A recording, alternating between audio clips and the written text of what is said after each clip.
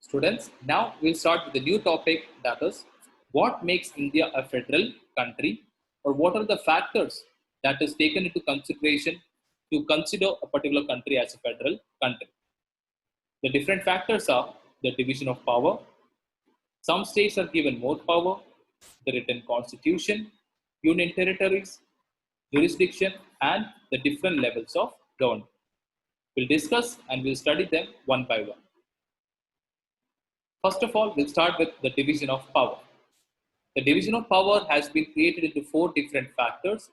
The first one is the union list, second is the state list, third is the concurrent list, and the fourth, that is the residuary list or the residuary subjects. Union list. Subjects on which only central government makes the law. For example, defense, the foreign affairs, currency, and communication. On these particular matters, on these particular portfolios, only the central government has the power to make the decision. So that is about the union list. Now we move towards the second one, that is the state list. In state list, the entire power or the decision making power lies within the hands of the state authority. For example, the police, that is the defense services, then trade, agriculture, irrigation, and commerce. On all these factors, only the state government has the right to make changes or to produce new laws and bills. Moving to the third subject, that is the concurrent list. Subjects on which both the level, that is the central as well as the state level, can make decisions unanimously, that is known as the concurrent list.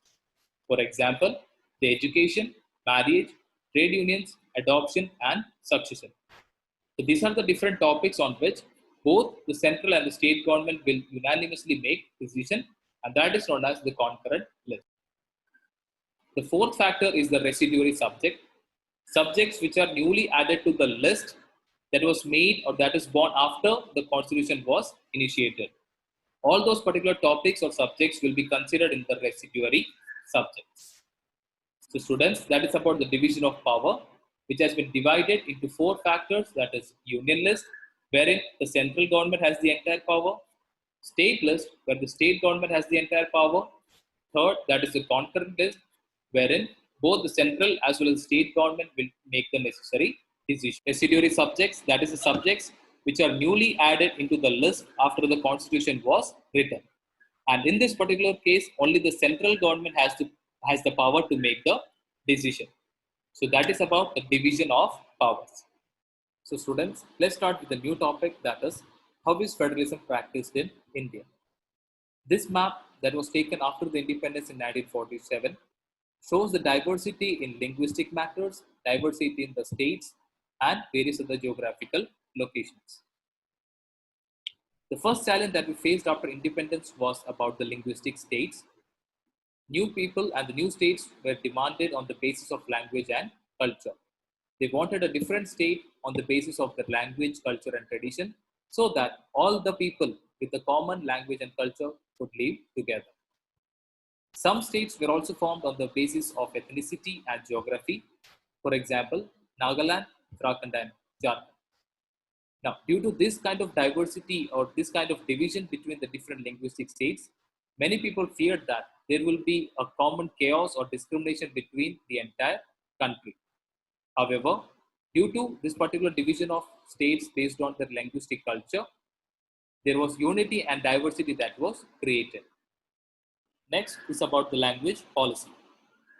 Language policy was the second and the major problem that India faced after the year 1947, as most of the people or most of the population were familiar with the Hindi language, and that safeguarded them from the modern or the different cultural language that were found in and around India. As we know, there are around 21 scheduled languages given by the constitution.